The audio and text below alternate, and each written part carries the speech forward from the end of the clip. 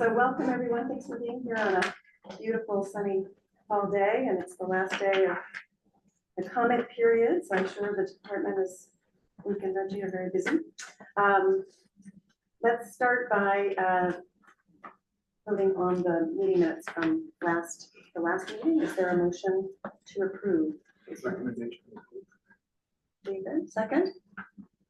Second by Jay. All in favor? Any opposed? Seeing none, motion passes.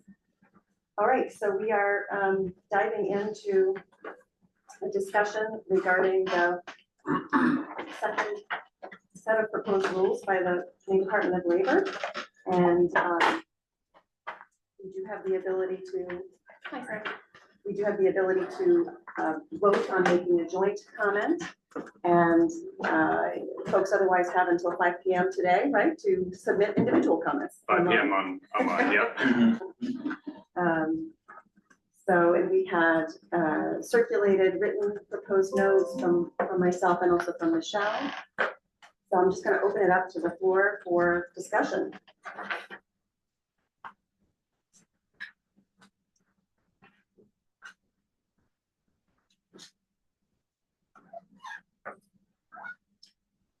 I had a couple, I sent it to you and Luke, and I don't know if we want to take this out of order with the ones that were presented in a different format, but. I didn't see your note, maybe you didn't send it to me, but was it something that? Yeah, I Was sent it back intended on to the be circulated? 23rd to you and Luke. You didn't get it? Did you get it? I don't remember I getting one from didn't, you. I did didn't see it either. I'm very sorry. Oh. Well, I finally got a bounce back on yours, and I said, that's fine. Then I went and looked, it looked like it went through, regardless, doesn't matter. We could just roll through some of this stuff. So I know one of the concerns on contractual obligation versus a policy. And I guess my question is, would we go to say that we have a private policy, and we want to institute this private policy? Do we have to have the policy in hand? Yeah, so we went back and we talked to Delaware because they're kind of using a similar model to what we have. And down there, ACLI was able to actually, they could issue policies that the companies, enter into policy with or enter contract with, but actually delay benefits up to, 12 months later. And that's something we learned after another conversation with Delaware, their administrator down there, that you can actually issue a policy that's been certified by, BOI and DOL as GIFML compliant, but actually delay benefits till a year later, before the May 1st date, if the company chooses to. The company obviously can start benefits earlier if they choose to, but it is an actual policy document that you'll be providing at that point. Okay, so I know I was talking to some folks, they said, you can't have a policy until you're ready to go, but what you're saying is different. And so ACLI actually adapted this to PFML programs. It sounded like where they have this lead up year that they'll issue a policy up to 12 months in advance. 12 months, okay, Yeah. great. There's actually a technical issue. I think Ben Grant is able to see us and hear us, but maybe not able to speak. Oh, maybe he's still on the call. Did he join the website one though, or did he join the link that we sent He's him? an attendee out there. Yeah. Yeah, we to come over the panelists. You should be able to talk after that. Oh, there's the Okay. panel. There you go. All right, Jake, yes. Maybe we can discuss first the proposals regarding undue hardship, because both submitted proposals and they're significantly different. So Yeah. maybe we can get that out. Discuss it. Do you have your own comments based on what was submitted on that topic? Well, Michelle's comments are obviously more lawyer centric. Yours are a little less employer centric, and put the burden of proof on the lawyer in a more direct way. And I guess just to clarify, so I think the area where we directly are opposite is about whether a medical note from a doctor can override the employer's determination of I'm not reasonableness. as concerned as that. My issue is that I want to make sure we are flexible, especially as this is new, because not all employers are sort of a cookie cutter.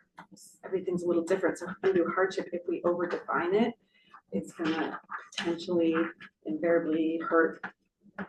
And I think we said this, I think even Douglas said this about something else earlier. If we over define it, we might inadvertently leave out some people, you know, with undue hardship. So I just want to make sure we don't over.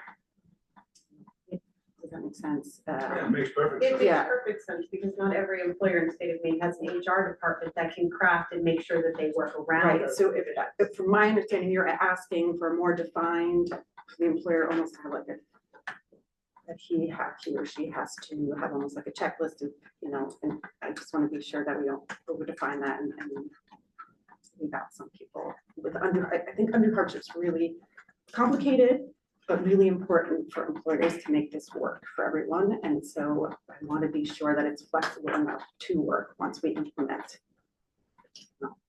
So just in terms of the specifics, so I had three proposals in three areas for the rules. One, I think that the department is gonna have to make some decisions about close calls.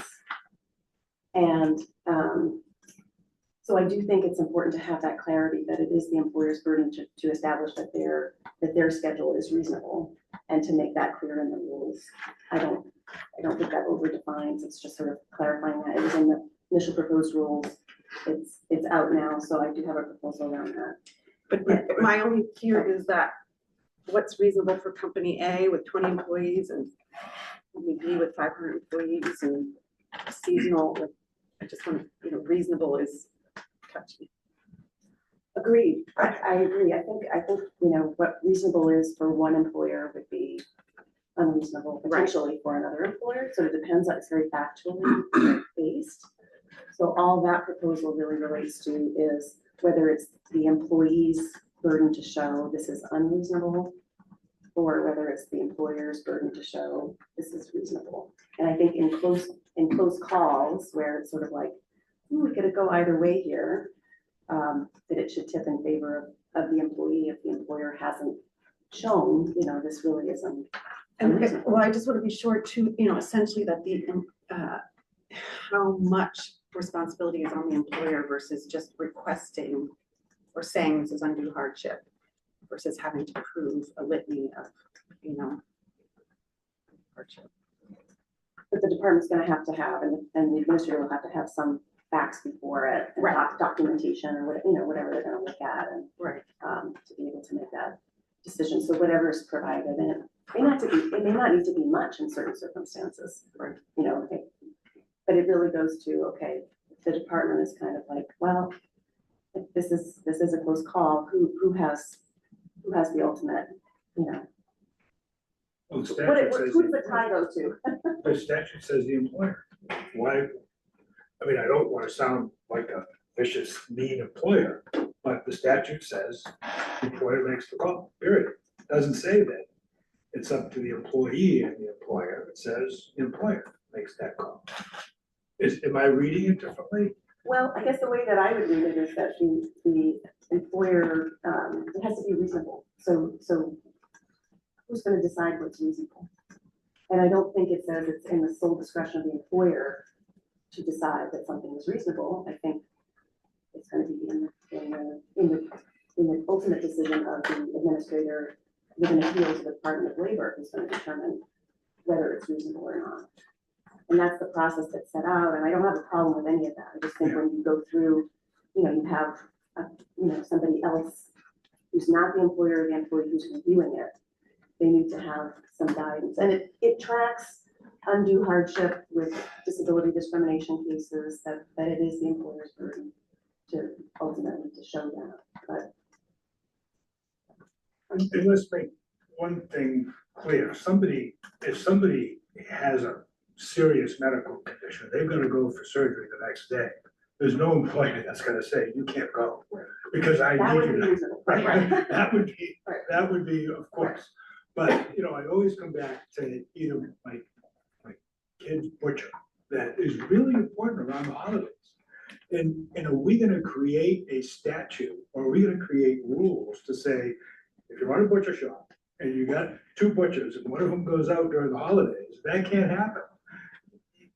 We'll never get through this, and then at the same token, what happens if I'm a 100-person employee and I lose my production manager? You know, that's, or a 50-person, that guy is that critical for that company, or my sales guy, or my CFO. So I look at not millions, I look at thousands of issues with people, positions, and companies, seasonal, full-time, whatever. And I just see trying to define this too high, to your point, is a nightmare. Sarah I wants would to ask say a something. question if I Yeah. could. I'm assuming that over time, a precedent is created with the administrator on things that have been approved in the past or what's considered reasonable. Do we know from the other states that have implemented this, whether that's true or they do? Well, no other I state don't has. have no other state has done this. No. They don't? Okay. You know, there's always a holiday, there's always a vacation, school holiday, school vacation, so, I mean, I think that can't be focused on Rosh Hashanah or whatever, but I think there has to be a general statement, like Maria suggests, about whose burden it is to prove the hardship. And a slightly related topic, I'm a little concerned that if, say, my wife is having surgery and I go to my employer and want the time off, that the rationales I have to provide skate close to privacy laws. Could be something, I know there's something about privacy in the appeals process, but I'm a little concerned about how much information the employer might need from my spouse's position to make that determination.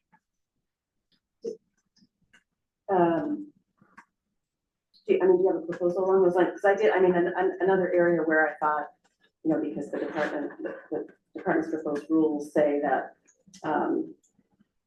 if an employee is requesting the leave for their own medical Right. leave, and their doctor says they can't, you know, let's say move the surgery to a different date, that their doctor's note at the final word and that's it. But there isn't anything for the circumstance that you just raised, Jay. So in your Right. proposal about modifying page 8, I guess, or P.8, the employee's family member's healthcare provider, if family leave is requested. And I would just put in something about respecting the protection of personal medical. Isn't that a given? We have to respect it. I mean, that's You would think so. black and white, right? We can't create a rule that says you can't forget HIPAA. We gotta know what's going on with your wife before we can grant you leave. That's not, That's okay if that's a given. oh, isn't it a given? Well, so statute has 850 section D4, confidentiality. Any medical or health information required in this section must be treated as confidential and may not be disclosed without the permission from the covered individual who provides it, unless disclosure is otherwise required by law. Nothing in this section may be construed to compel a healthcare provider to provide any information for certification that would be a violation of section 1177 of the Federal Social Security Act 42, USC section 1320D6. Okay. It's about the provider sharing information. So any information, it sounds like it must be treated as confidential. So I think if the administrator has information, they can't disclose without a release is how I really look at it. And likewise, that the employer cannot compel confidential health information from an employee without their permission. So what I was trying to do with that proposal was to just make it clear in the other types of leave circumstances that, I mean, if Jay, your wife was gonna have surgery, and the employer was saying, you know, can she have the surgery another time? This is not a convenient time for you to be taking time off, then, you know, if her doctor says, no, she really does need the surgery now, that would, similarly to if you were taking medical leave, carry the day. And then the same for safe leave in the event of an employee needing safe leave, their advocate or healthcare provider. You know, Right, so- as the one, as somewhere it says that I'm not obligated to disclose my wife's healthcare information to the employer, I'm just obligated to say. I can't do it. But to me, we're not deciding things in this proposal that skirt federal law, right? We can't do that. So why do we put extra words in if we can't do it? Are you talking about Jay's proposal to include some additional confidentiality language? There's It's already no in need there. for it. Yeah.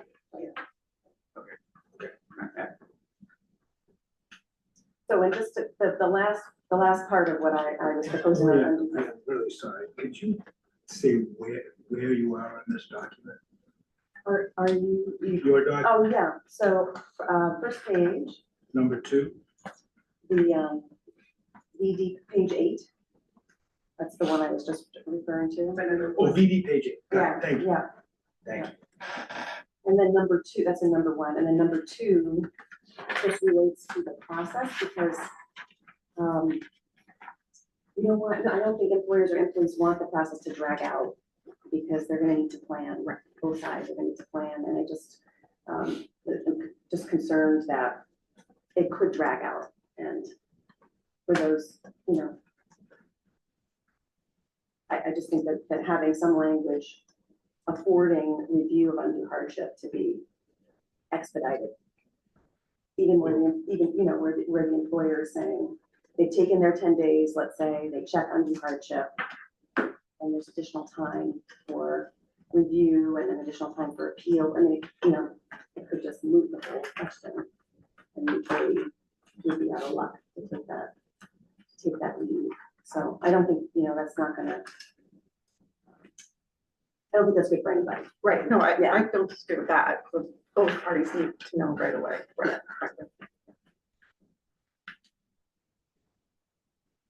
Did you have anything on your proposal, Michelle, that you submitted? Did you have anything else to add to the discussion about undue hardship, or are you really just wanting to make sure that it is broad enough to be able to review the circumstances for different types of employees? and That's different really sizes my of main, employers? yeah, you know, just being really protecting that undue hardship. Yeah, you no, know, and I don't disagree with that, and I don't think that the proposed rules constrain that. And I don't think that the proposals that I've made constrain the ability to review these specific factual circumstances of different employers and different employer sizes. So if we're saying, just walk me through it. If we're saying, you know, the onus is on the employer, does that mean that the employee doesn't have to submit the doctor's? No, it's not what that means. Just No, trying they to figure still, out, yeah, they still have to present why they think it's unreasonable. But if the decision maker, you know, the person who's got to decide, is this reasonable, isn't this reasonable, really thinks it's kind of a tie, and like, you know, maybe they could wait, but you know, maybe it's gonna cause something of a hardship, not sure if it's undue, but you know, these would be pretty unusual cases. I think most of these cases, I don't think, there shouldn't be a lot of these to begin with, because they're just around scheduling. And then I think most of them will work, you know, employers and employees will work together and figure it out. And so it's just gonna be a few subset situations, some of which may not be terribly clear, but both sides would have to present the employee didn't present anything, then I don't think it would be a close call for the person making a decision. You know?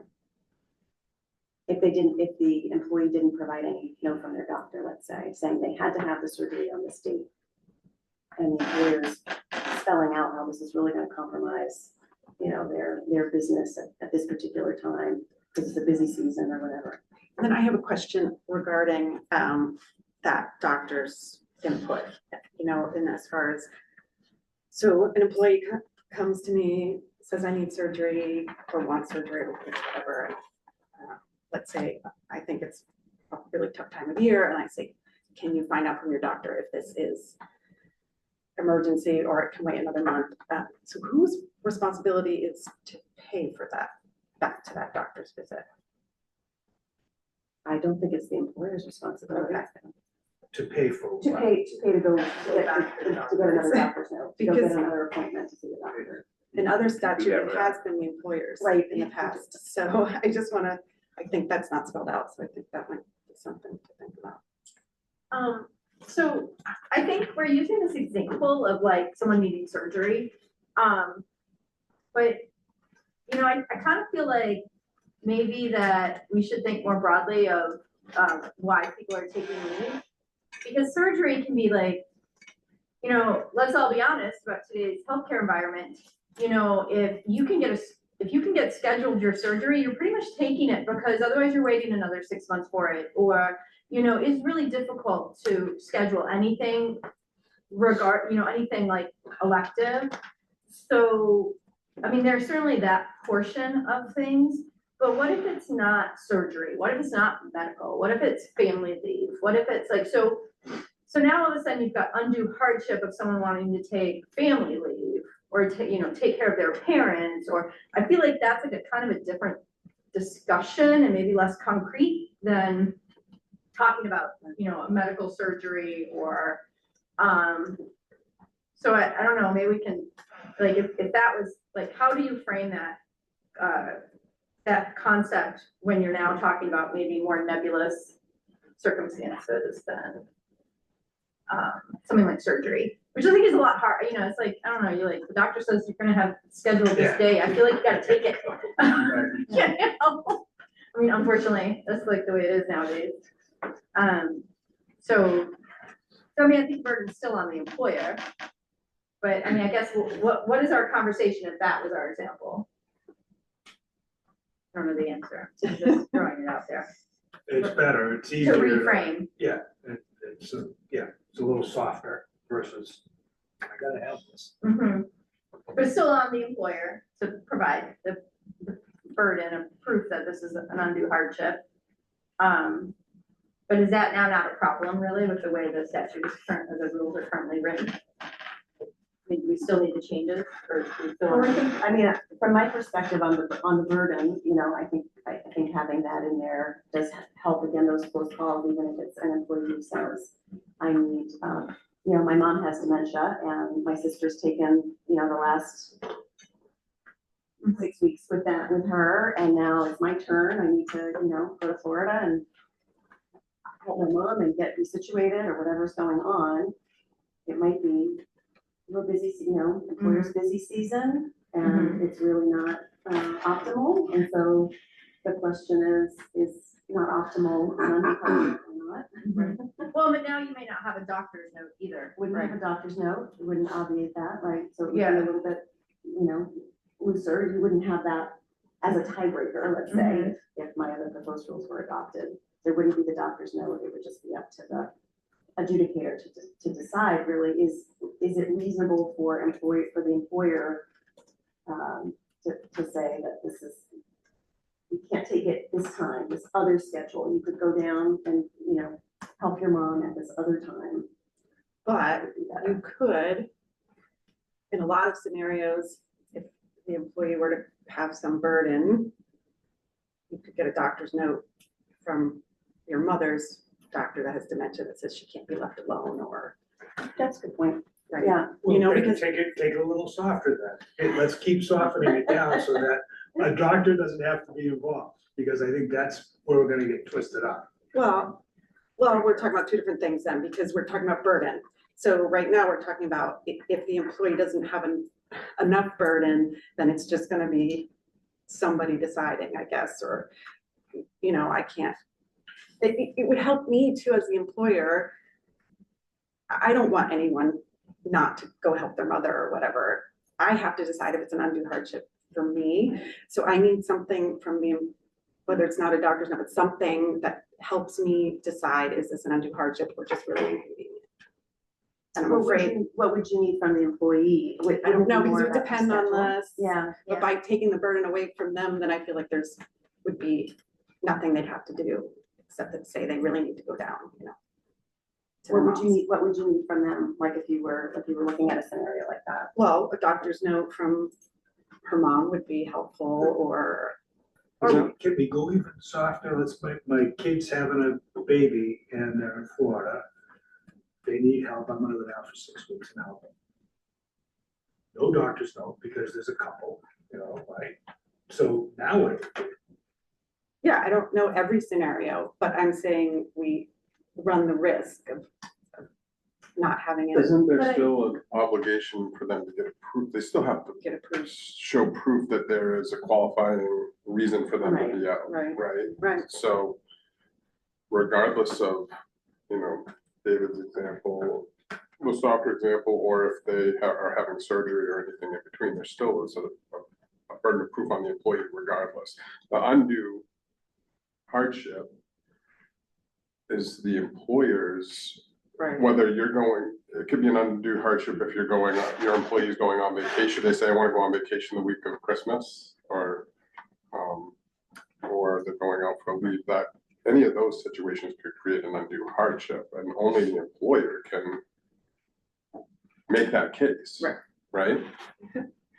Undue hardship on the employer has nothing to do with circumstances of the employee. Right. It sounds clinical and old, but Right. it's fact like. Right. Upset. Yeah. I don't know how to put that into words, but I think in those softer situations, there's a little bit more wiggle room too. I think there's less of a chance that that might end up in an appeals process or administrative process. So maybe spend a small amount of it's a good point too, Jack. purposes. Yeah, Doug? I mean, I'm getting a little confused with the conversation. I mean, it's very broad. So are we trying to figure out how to make the determination on the part of the employer? Are we trying to figure out if the language that's in the proposed rule is reasonable? Like the language in the statute says there's a notice requirement. Mhm. Proposed rule says it should be assumed that the notice period is reasonable if received 30 days in advance. Unless you, the employer, demonstrate to the benefits team that it is undue hardship and the reasons therefore. Don't need a medical opinion, don't need anything. I'm the employee. I said, I'm taking medical leave 6 weeks from now, more than 30 days out. The employer says, nope, it's an undue hardship. Well, they have to prove that to the benefits team, not to me. I don't have to prove it's not an undue hardship to you. I don't have to do anything. I gave you my 30-day notice. So is the question that the 30-day notice is unreasonable? Is the question it's unreasonable for the employer to have to demonstrate the undue hardship? Because that part's statutory. 30 days is not, but the statute says it's the employer's burden of proof. So what are we trying to figure out from a language perspective? So the initial proposed rules from the department specifically said that it was the employer's burden, and then we moved that language. In the second set of the proposed rules, I'm proposing to reinsert that so that it says, to demonstrate undue hardship, the employer bears the burden to show that it has reasonably determined the employee's requested schedule for leave creates an undue hardship for its business. I think it tracks the statute and just clarifies in the rules that it's their burden to show that. So between the two proposed comment changes, what are we looking at as being the difference besides the language about whether 30 days is considered? Well, that's what I was trying to get a little bit from Michelle and maybe David. I'm not sure, or Tina, whether you have alternatives to that. I mean, I like how it was written, because I don't think it needs to be changed, I guess is my. Oh, it was written the first Yeah, time or the second The time? second.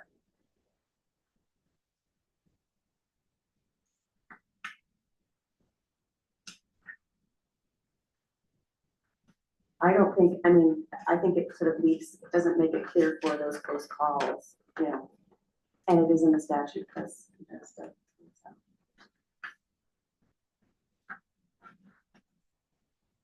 I guess I'm just not sure if the close call does necessarily have to always go. I don't know. Right. Yeah, I guess I'm just saying that that's in the statute, so let's be clear about how that process plays out and have the rules mirror it. How do you envision the administrative review of undue hardship cases? Lay it out. How do you? Well, we have our second proposed rule right here. So I mean, that's how we're laying out the process now. You know, so if the employer, if it's not something that has, you know, a sudden necessity of leave, I'm forgetting the word off the top of my head, here's the criteria that need to be worked out. And if the employer shows, you know, the 1, 2, 3 in section C, the presumptions on the employer, if they've given those things, except that if it's medical leave, we have to loop back with the medical provider. Because if there's a danger to the person's, you know, health for not taking this leave, that exempts the undue hardship or negates the undue hardship claim. So that's how the proposal is currently written now. And that's, I think, an important discussion to have as a group. I think you all are having similar conversations that we've had for months. So I think it's an important one to keep going. So. I mean, I've kept quiet because we have had these conversations, obviously, for many months, and I'm curious about what you're all saying. But my intent is that the employer and the worker, right, figure it out. Exactly. Exactly. Unless there's an urgent matter that's got to be dealt with right away, that they figure it out. Right. And so then, so the medical provider comes in, let's say we agree that surgery or whatever it is 60 days is fine. But I go back to a medical provider and say, I think I want to do this in December instead of November. And then the medical provider says, then it's a moot point. But Right. if we agree on December instead of November, and then I go back and the medical provider says, oh, then we go forward, and that's why we even put in there waiting the 10 days. If we come to agreement, then the employer can wait 10 days, and things can just get done. Right? Really trying to incentivize making that mutual agreement between the worker and the employer. So- Exactly. Are we trying to put too many words into this thing? Because. Well, I don't want to go that far, because we've looked at this umpteen times, and so I'm hoping to get some fresh perspectives, other thoughts on this. But I'm thinking about, what if it's a close call? If it's a close call, the statute says the employer decides. It's reasonably decided by the employer. We went back and forth about that many times, but what does that mean, and how do we define reasonable, and again, without trying to be too prescriptive? And then what's This is the, what we came up with. in that scenario, if the employer decides, what's the employee's ability to appeal that and within that 30-day window? If the employer decides and that's the decision, then there is the right to appeal, and it goes through the appeal process. Mhm. And how long will that take, the appeal process? It may vary by either administrator from a private employer or the state's administrator, I'm imagining, because does the statute define what the appeal window is? The rules, I think it's 15 days. But this is, They have to make a decision within 15 days. no, I think it's year, it's in the 15 rules. days to appeal. 15 days to appeal. Yes. But it's, you know, the employer has 10 days to check the box that it's undue hardship. Then they have to apply, right? 25 days. They have to be, their application has to be processed. And then there's a decision, and then there's another 15, I mean, by the time, you know, you sort of get out there, the point could be moot. I think in very rare circumstances would this come to pass, but I think those are important cases.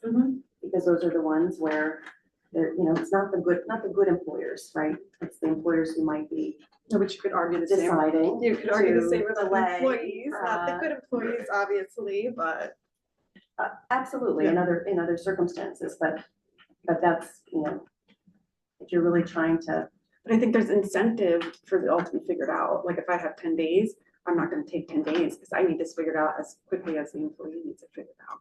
So I'm checking the boxes as soon as I can because I wanna know if I have undue hardship or not, because if I'm not, I don't, then I have to scramble to figure out what I'm gonna do for my business because this person is gonna leave. So I think that incentive is built in to get done fast. And a couple just things I want to inject to the conversation, because I think it's important to keep having it, is two, if the outcome of undue hardship is, sustained, the employee still gets leave. It's just on the leave provided by the employer. And I think the other important thing to remember is that if the employer is covered by FMLA or unpaid medical law, they have the right to take those as well. It'll just be unpaid. But I throw that into the conversation for Really good, discussion. really good. That's a good point, right? Yeah, So their the job is employer may lose out anyway. Right. In terms of the scheduling. If they're a They just certain take it- size, yeah. They just take it and. And in a weird way, that could be incentive to allow them to take it, because then they're not Yeah. eligible for it down the road when they may need it again, when they're out 24 weeks or whatever, instead of the 12. But that would only be true for employers who are covered Correct. by those leaves, so. But it would be- unpaid main leave is 15, I believe. Yeah. Yeah. Yep. 15. I mean, the incentive too for the employer is, let's say it's surgery, or even I need at some point to go down and take care of my mom, whatever. They're gonna do it. So there's no incentive for me just to be like, I don't want you to do, I mean, it would have to sort of be undue hardship, because otherwise they're gonna take it the next week. But I'm not disallowing it to happen. So there's no reason I would say no unless I really felt like it hurt my business at this point in time. That makes some sense. I agree 100%, Michelle, and I think that will be true for most main employers. But I do think we need to look out for, just like, Right. we voiced here two concerns about employees taking advantage of system. We're also, we're creating the guardrails. Right, no, I get that, For but people even who are the, on our even the island. evil employer, it still doesn't make. I'm not that evil, but, it doesn't, there's no incentive for them to say no. Unless I guess you're really evil and it's just spiteful, I guess, but that person will eventually have that paid family medical leave. You know what I'm saying? So undue hardship is just, it's sort of kind of works itself. I mean, why would I say no, knowing that you're gonna take it next month? What, Yeah, it can't be the forever thing. You I'm can't not say- It's just about the scheduling. it's just about the Right. scheduling, so it sort of help, it sort of polices itself a little bit in that regard. I mean, unless you talk about a really horrible human that just wants to make you suffer, and they are out there, absolutely, but I mean, hopefully that's a tiny. I think they get undue hardship if like, I give you that leave because I have no one to replace you and I need 2 weeks to hire someone, right? And Right, so so just I give me need 2 you weeks. to wait 2 weeks Right. so that I can find someone to replace you. I mean, that becomes an undue hardship, I think, like, I have no one to replace you, but if we wait 2 weeks, I can. Right. Right. Yeah. But then, that just all like Oh, hey, comes out we- in wash. We have ammonia operators that require 3 months of training. I can't leave, you can't leave because I can't run the plant without my ammonia operator. So, and that's not out of a 350 person, who would have ever thought that an ammonia operator would be the guy that is a linchpin? It's just that, it's one of those examples, and I like your comment. Could you repeat, because I do want to write it down. I don't know if I want to back your exact sustainability in your plan, but No, we have plenty of ammonia operators. I just wanted to point it out, because it is I think it's a valuable. I think the bulk of the discussion has been on how to do the balancing act, but the fact of the matter is an undue hardship has absolutely nothing to do with what is going on with the employee. And that's the hard fact of it. Every time we change the scenario, we're trying to feel better about the decision we're making. And the fact of the matter is that the employer has an undue hardship and they take advantage of that opportunity, which is why this is in here, for the benefit of the employer. And that's why it feels wrong and that's why we are struggling with it. But they need to be able to have a way to express that undue hardship. It has nothing to do with the dire needs of the employee. We just have to make sure that it doesn't tip the scales badly. And yes, there are employers, you use the phrase equal employers, that perhaps at scale may be perfectly happy to say no to every single first request just because that's their object, that's their process from now on. They will say no first and then they will proceed along and bargain and such. But making sure that there is a balance so that the employee has the ability to navigate that system if it's created is important. And I just wanna, are we no longer thinking about adopting the different language that Maria had? Because the more I read the language that's there now with the way that the employer may reasonably determine, that seems very vague to me. Because it's talking about the determination being reasonable as opposed, how they determine it to be reasonable as opposed to what they're determining being reasonable. So I like Maria's language better, and I just don't know if we're at that discussion point yet. So sorry you gave me the floor, but that's, you knew that. I wanted to hear that comment because Yeah. we're here. You're entitled. I understand the proposed process just a little bit better. Correct me if what I say is wrong in terms of chronology. I'm an employee, I want to take leave. I give my employer more than 30 days notice, met that criteria. I then submit an application for benefits to the benefits team and say, I'm going to take leave on such and such a date. The administrator then has 5 days to tell me yes or no. I'm not applying to my employer for that leave. I'm telling my employer more than 30 days in advance, I'm going to take this leave for whatever my listed reason is, and I apply for benefits. If the benefits authority says yes, then the employer now has 10 days to submit, meet their burden of proof, establish whatever the word is we're using here, that it will create an undue hardship. Is that? So the determination is not made until after that 10-day review. So we received the application. I assume there's no waiver with it. You've given over 30 days, but the employer has to sign off that it's not undue hardship. So the administrator receives it. They have 5 days to notify the employer, and that starts the 10-day review. So that starts a 10-day review. Employer date 10 says, okay, this is an undue hardship. Here's what I've done. And they have to lay out, that's where we get to C, Right. 1, 2, 3. If the employer says, here's the letter, here's the reasonable time frame, here's the schedule, goes back to the administrator. Okay, if it's not a medical claim, this is a reasonable determination. They followed 1, 2, 3. That's an undue hardship. We impose the employer's scheduled leave. If it is a medical claim, we go back to the medical professional. Is this possible? The medical professional says, no, this is the only surgery you have scheduled for the next 6 years. Okay, now undue hardships out the window. So to that point, I guess what I'm trying to get at is, in the way the process is going to work, a standard policy on the part of an employer to be a pain in the ass and say no to everything. They're really not saying no to everything. What they're doing is they will have to submit a burden of proof of undue hardship in every single case that they want to say no to, right? Which is a far cry from just having a policy that says, I'm saying no up front, and then you prove to me. It's way beyond that. This is, I don't even need your permission, employer. I'm telling you more than 30 days in advance, this is the leave I'm taking, and I'm submitting an application to the administrator who's going to notify you of that, which you now need to. And actually, in that scenario, if they've given the 30 days, the employer also has the added burden of saying why the 30 days wasn't sufficient. There's an Correct. added step, yeah. And that's part of, and I think the difference between these two things that I want to wrap my head around is the 30-day notice of concern? Is there a concern that 30 day, that it's not acceptable for the state to establish a rule that 30 days notice is considered reasonable? Well, it's a point, someone brought the point up last time. What if things change? What if I say, sure, yeah, no problem, and all of a sudden, I'm coming back to my sons, I got 3 butchers, 2 of them left, now I got 1 butcher, I'm out of business. I'm literally out of business if, that happens. So what is that undue? I think so. So, well, and that's what I think this language, the existing language will cover, right? That I now, as the employer, have to submit. This is why, in the context of my specific business, that 30-day notice is not going to be sufficient. 10 days notice would be 5 days. Unless you are absolutely, an emergency illness, there's no way I can afford to let you be off during this winter time. So are you asking, is 30 days enough time or too much time?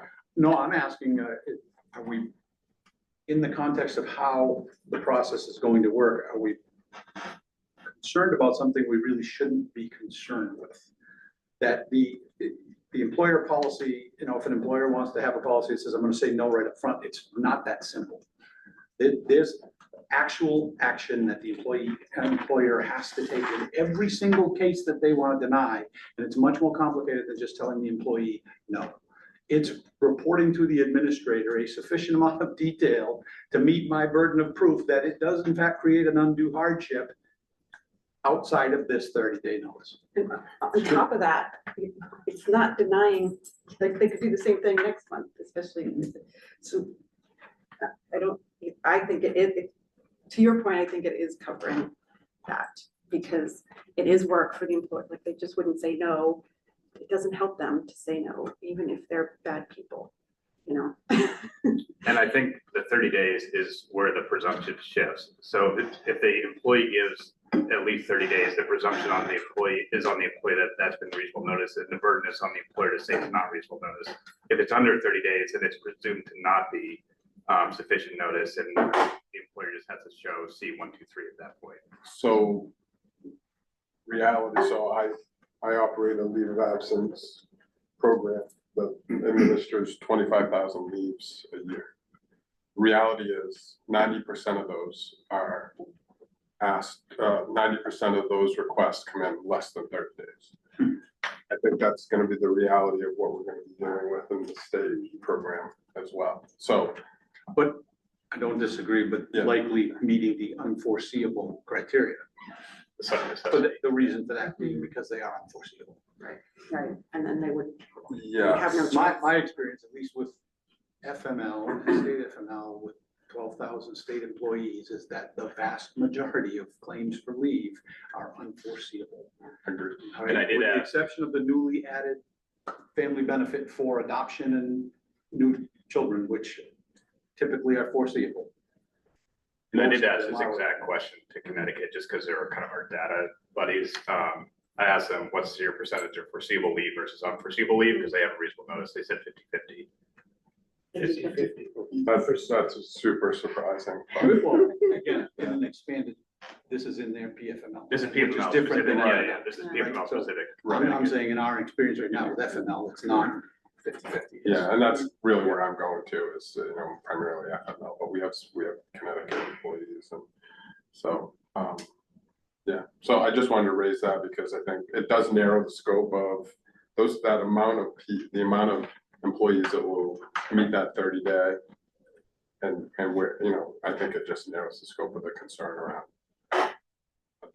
And the other piece to Doug's point is if it's foreseeable and there's that 10-day review, the employer still has to take affirmative action to provide this documentation. If they don't, and the 10-day expires, then we proceed processing the claim without the information of the assumption it's not an undue hardship claim. So do you have a position on whether we tighten this up or leave it? Well, I mean, if I think about it strictly from a 30-day perspective, I think it needs to be the employer's burden. So.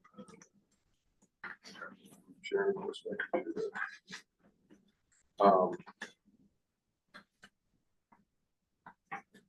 Yeah, I mean, I think it really needs to be on the employer when it's outside of that 30 days, but I don't think there's gonna be a lot of those scenarios, so I mean, I'd be in favor of it wording more strictly towards the employer outside of 30 days. I'm sorry, I missed that last sentence. When we're talking about the 30-day rule, I'm in favor of it being, and I think it's Michelle's language.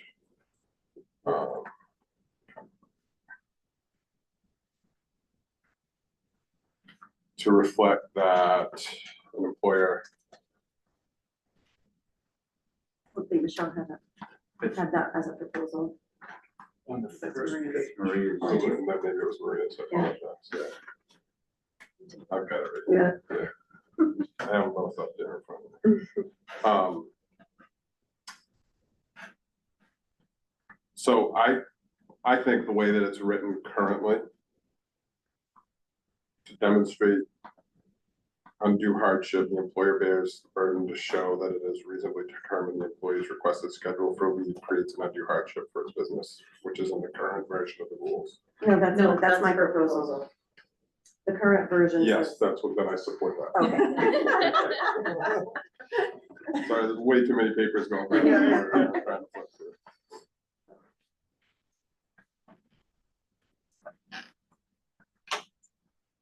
Well, I would make a motion to adopt the proposed, my proposed language.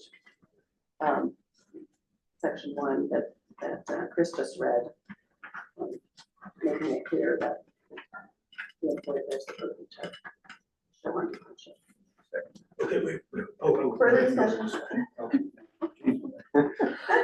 I get nervous because we've been bouncing around between documents and it makes me really nervous. Once things are written in a rule, we're gonna live with it. And I just get freaked out a little bit. I'm sorry for being a pain on this. So let's.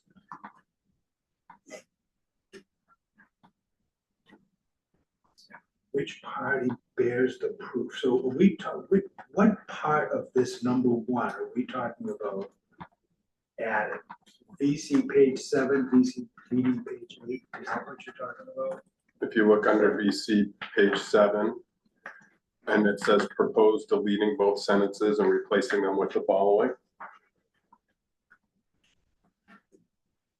And then there's quotes, that's the suggested language that Maria's proposed to replace the current proposed rule update. What are the 2 sentences in VC that you're proposing to eliminate? Yes, we would eliminate, the employer may reasonably determine that scheduling of leave creates an undue hardship. And replace it with, to demonstrate undue hardship, the employer bears the burden to show that it has reasonably determined the employee's requested schedule for leave creates an undue hardship for its business. So we're recommending removing the first sentence in C in the second proposed rule, adding your new sentence, and continuing with an employer may not claim an undue hardship with respect, blah, blah, blah, for the Right. remainder of that paragraph. It's just the first sentence. Okay, so can be real clear about what actually that is doing? Because my understanding is the employer has the ability to claim an undue hardship. What does this wording change do? Makes it clear that they have the burden of proof. Right now, Which they always have, right? no, it's not defined. It does not say that. So the intent It did is in the not- first proposed rules, it does not now, the burden of proof language is taken out. And in that paragraph C, except to interpret the word establishes to mean meets the burden of proof, there's no actual wording here that says anything about burden of proof. But the employer does decide at their sole discretion whether it is an undue hardship, right? Right? Yeah. Well, they decide if they wanna, They decide whether if in their sole discretion, whether they want to check the box that's an undue hardship. and claim it, But and if go they- through the process. Right, they have to Right. go through the process. They don't Okay. just get to decide and have that be, The final it's not decision. the final. That's why I guess I'm confused as to why we have to go back and add burden of proof when it is not there for either. It's not there for the employee, it's not there for the employer. And the employer has to go back and still submit. So I'm just not sure why we even need that language. Because I it's an guess. appealable decision. So the employer can establish that the undue hardship. But this appeal allows the employee to say, I disagree. And that additional language would tell the administrator it's the employer's burden of proof. I, as the employee, don't have to prove anything. Right, so that's what Right. scares me. About, they don't have to For say anything undue about hardship. about the scheduling of it. Right. Not about their eligibility. They still have to Right, provide they're still information to show that they're eligible. The exemption and the whole process here is for the employer. And so the employer has to do, just like the employee, when making a request and the determination that they need to take time off, they had to do all their things. This is for the employer, so the employer has to do this. But they did anyway, even before we changed language. I don't think so. Yeah, they do. Luke went through the whole thing, and like, they still have to. Part of the reason I'm putting it there is so that there's clarity around it, because I think that's good for employers and employees to see that it's clear, and it's also good for, to just to have the right expectations when you appeal a matter, and creates more uniformity in terms of decisions from people who are looking at these, closer calls. So. So Michelle, do you feel that the original language should, that's what you were saying? that What, the original- second version, what's there now? The one that says the employer may reasonably determine that schedule of leave creates an undue hardship is all encompassing and proves the burden of proof. Yeah, Not by itself, within the context of paragraph C Right, though, because it does, paragraph C does go on to say, unless the employer establishes that in the specific context of its business, notice provided was insufficient. So that infers, the word establishes, I would say, would infer, must meet burden of proof.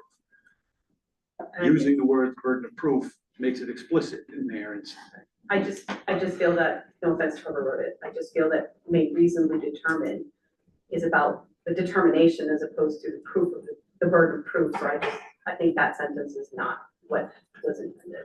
Not I'm a saying it is, yeah. As an employer, I'm saying this.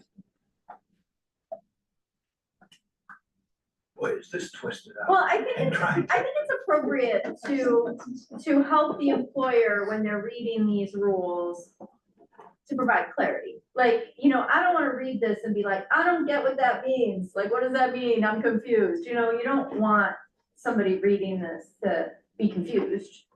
So in actuality, in practice, the employer has the burden of proof, right? Like, that's the way it's written. I mean, that's the way the statute says. So, so it seems like to be clear in the instructions that people are reading is not a bad thing, right? Be more clear. So people don't question it or have to read all the way down to the bottom of the paragraph to figure it out. So I don't know, I would be in favor of editing the sentence, I guess. Would be my- Or proposing to edit the sentence, I guess, is what we're doing. Further discussion? I just want to ask a question of Michelle. So I'm trying to think of reality here. So when it comes to, if you say it's an undue hardship in your business to provide that leave, and you have to provide the proof to support that, is it your position that it would be, the employee would be required to kind of debunk your proof? So if you no, said. I would see that we this- both would be equally responsible for providing. So if you said, I'm making this up, of course, but if you said, by allowing this leave, it provides undue hardship because I will not have enough people to run my business, it would be the employee's obligation to say, that's not true because. No, sorry, no, Okay. no. Okay, Yeah, sorry, but no, that can't be, I think, Jenny said that, like, right, it's not their responsibility to know about right. my business, right, or Right. whatever, What would, in a situation like that, what would, I just would want to be sure if it's a close call. Yeah. And I'm required to say A, B, and C and check the boxes. It's not just me, the employee has to come to the table with, but I have to go now, not just saying I have to go now, I have to go because, and here's my mother's doctor's note, or here's my, I don't know what, because. so if they're already having to provide that to be approved for the paid leave, does that satisfy your concern? Well, then I guess I just don't understand why we have to change the language. We could ask the same questions back to each. Mhm. I think it does cover what we're saying, so we're sort of going around in circles. I think the language works. I think the statute doesn't say burden of proof or require burden of proof. So. Yes. Is that first sentence, an employee or claiming an undue hardship, et cetera, is that in the statute? Is that in the proposed first rules? Is that It's in the the first proposed rule. second rules? It was in the first and then it got deleted Right, and replaced with that second, so. so replacing Right. with Maria's sentence basically restores that first sentence. Essentially. And then one more, And it's a maybe, little bit tighter language. then one more process question, Maria, before you take a vote here. what we vote on or don't vote for here as a possible submission from the authority for a recommendation for public comment does not mean that will be changed, correct? Right, they don't have to listen. Yeah, right. So, but, so, It but, has the weight of a formal comment from the authority. If you all vote in favor, okay, 50% or more, it has the authority, the weight of the authority comment as a body right. behind it. But that's a good point to make for people who are listening in, is that we do not have the We're not writing the authority rules. to We're just- rewrite the rules. Right. We're just Suggest. deciding whether we're going to suggest it as a group. And then from the legal point, the legal brains are on the table and the people that are administering, does this change in language? Do you do an aha, say, oh, this is much better for me, or it's much better for our process? No. Oh, okay, so we Intent- wasted the half an intent- hour. I know. I mean, the first sentence. It's an introductory sentence. I don't know, it doesn't change the process that we're gonna go through, because it's not changing anything that comes after it. Oh. It was repeating what's in the statute, and then the rules go through to clarify what the employer has to submit in order to show undue. And I'm not hearing you changing anything that comes after that, so that's why, no, you can do whatever you want with that first sentence, either way, but you're not changing the process, the outcome. It's still, the process and the outcome is still. Was the statutory language the original sentence or the second rule sentence? The second. The second one, so when we did the second set, kind of like someone said, let's change that to mirror. Yeah, I mean, it's not Okay. exactly, and I'm looking at Nancy or Luke to correct me if I'm wrong, it's not exactly what's in the statute. The statute says as reasonably determined by the employer. It's- Yes, Yeah, I have one- that phrase is in the statute. I have the one sentence that mentions undue hardship in the statute is section 7. It's 850B7, notice to employer. The one sentence is use of such leave must be scheduled to prevent undue hardship on the employer as reasonably determined by the employer. As reasonably determined by the employer. And so either of the proposals, I think, are fine in the process that we've laid out as to how we determine whether it's reasonable. It's still the same. Okay, well, that's. So it's really just an issue of clarity in terms of an employer or a employee reading this, that they understand what they're reading. And that's how I'm thinking about it. And that's how, just again, that's how I was thinking about it, is that it doesn't, so the employer doesn't have to read the statute and read the regulations, and, there's just more in one place, and it's clearer. Further discussion? So we had a motion and a second. Sarah, can you call? Certainly. Roll call? Would you also like me to reframe the motion? That would be great. Super, okay. Please. All right, the motion on the table is whether or not you support the recommendation of the following sentence. To demonstrate undue hardship, the employer bears the burden to show that it has reasonably determined the employee's requested schedule for leave creates an undue hardship for its business. So, And that would replace, do you want to read? certainly I can read this as well. So that would replace first sentence being an employer claiming an undue hardship with respect to the scheduling of foreseeable leave has the burden to prove the undue hardship. I'm sorry, that's.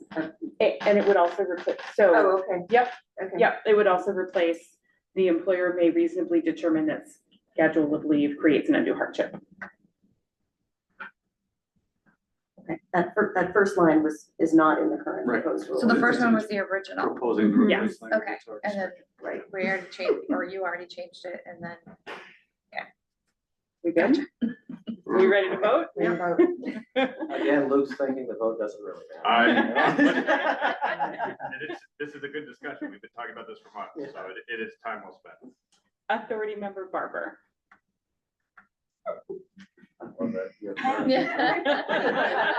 This will set the mood. Yeah, Is that yes? yes. Authority member Bonnie, Yes. authority member Cohen, abstain. authority member Cutmore, Yes. authority member Conroy, Yes. Authority Member Corey, No. Authority Member L'Italian, Yes. Authority Member Nalabaf, Yes. Authority Member Smith,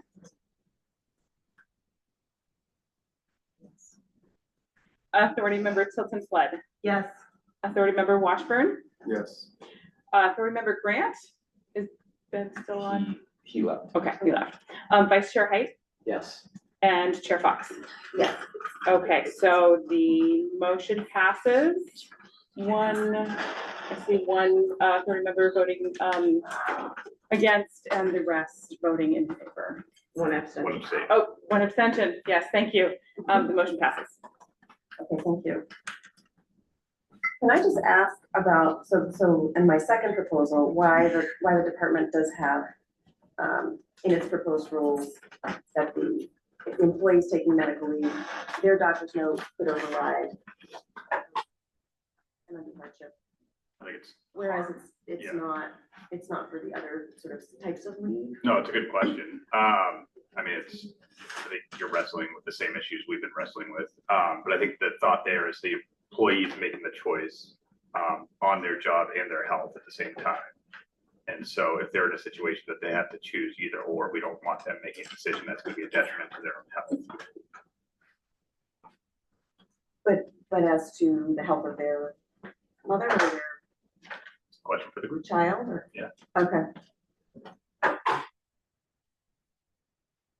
What do others think about adding the language that I'm proposing, which is basically that you would, employees, family members, healthcare provider would be able to, override on an undue hardship claim if a family member needed the leave, and that the employee's advocate or healthcare provider, if safely was requested, also could override undue hardship.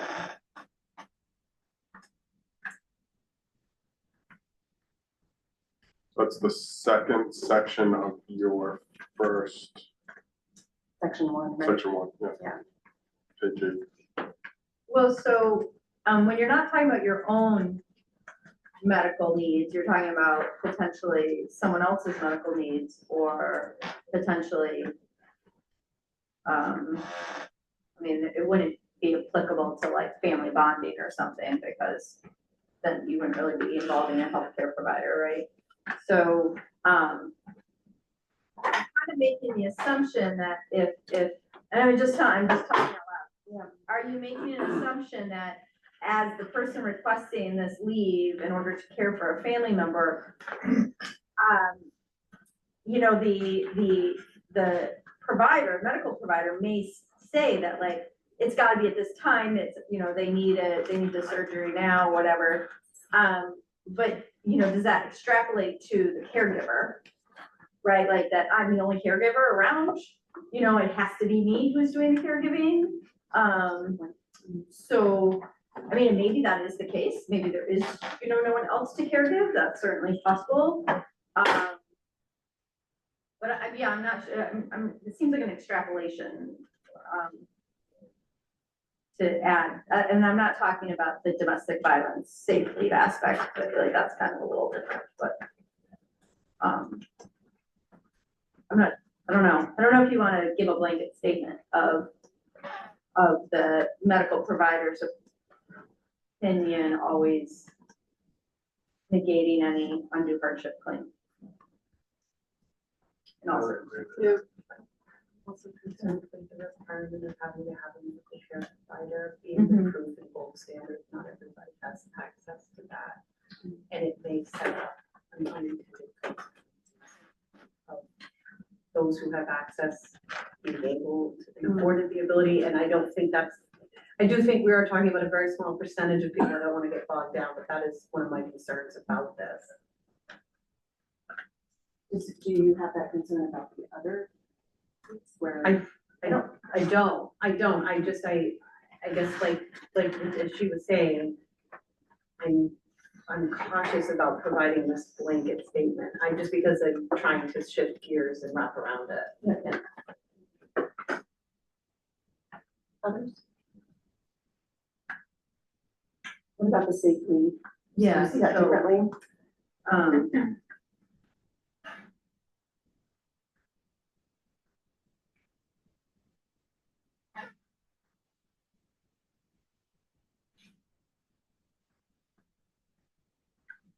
I guess I'm not 100% clear on how safe leave interacts with, because safe leave is something that is in statute in other areas, right? So, I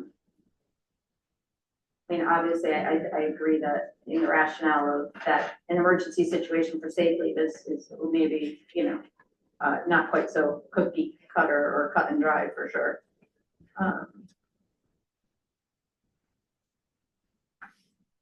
And that's for the, well, yes, Every for the employee. for the employee, although safe, you could take safe leave for family members as well.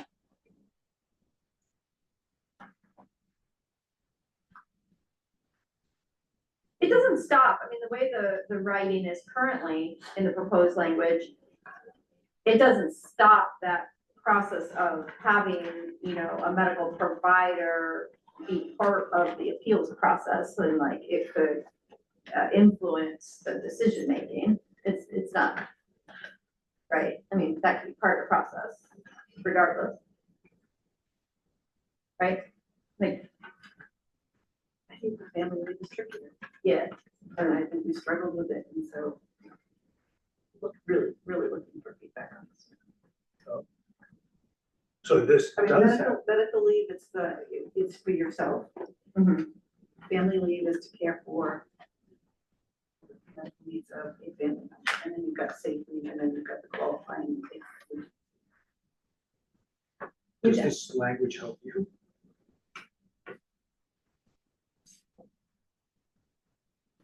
The proposed language? Well, it clarifies that a family member's health care provider can overrule. With the language that you proposed, which again, I don't oppose, does it make it less of a process, especially in the initial rollout?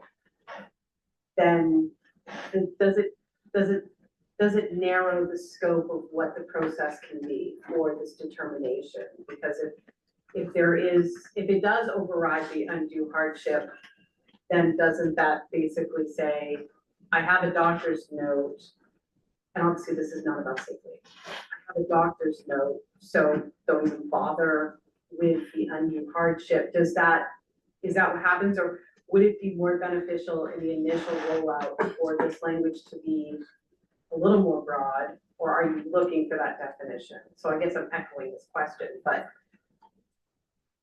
I'm just wondering if this helps expedite and it helps address my other concern about expediting the process. And if there is medical documentation that supports that this leave, you know, really can't be moved to another time, that seems like it should be a quicker, but easier in determination. caregiving, that's different though, right?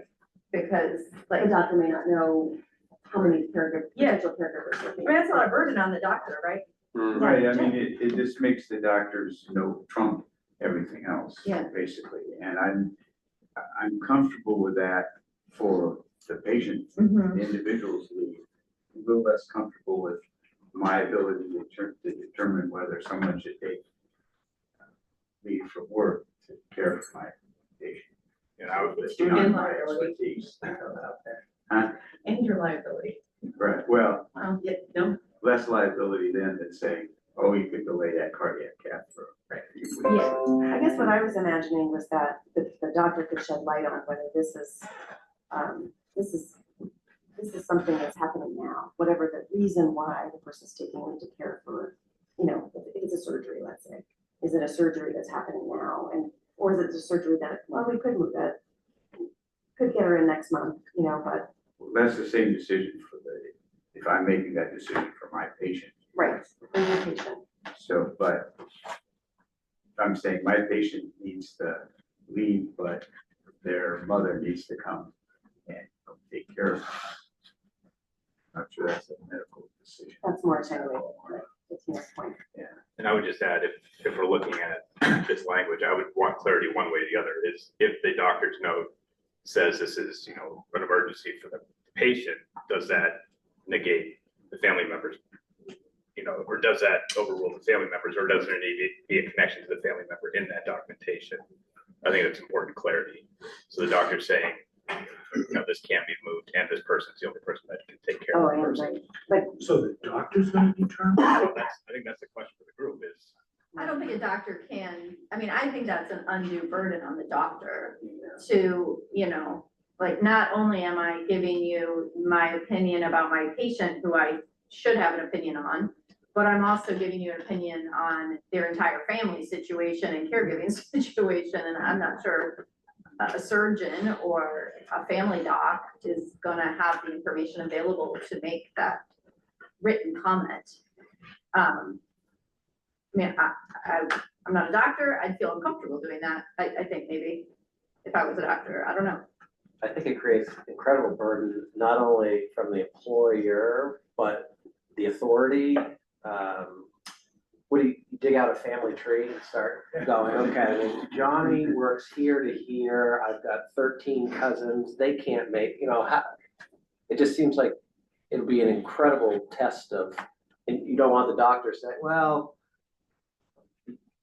maybe I'm home, I see him young and good to care for him, but I'm a drug addict or something. I mean, we're gonna get down these rabbit holes to determine if this is the family member that needs to take care of this other family member. Yeah. That family member definitely needs the time, but the one taking care of it, I don't know how you put that in language. Yeah, and to be clear, I guess my thought was really more that the doctor would be able to say, you know, this is a medical event, they do need care at home, you know, they have a recovery period with this, Right. you know, this is the anticipated, from a medical standpoint, not necessarily who should be the one to do that. But I think that could still be part of an appeal process. I mean, if I'm at the employer saying that I have an undue hardship, I can't offer them leave at this time, understanding that they are going to request leave and, you know, it's an approvable benefit, but maybe not at this second, but maybe next month or something,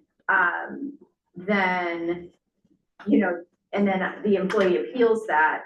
I mean, part of the appeals could be demonstrating that, you know, my family member's doctor told me that it can't be moved and it's important and I'm the only person who can do it. And that could be part of the, not a burden to do it, but it could argue their case better if they voluntarily gave that. And it wouldn't be the individual having surgery, it'd be their No. family member would be appealing. Yeah. So it's kind of two steps removed from the.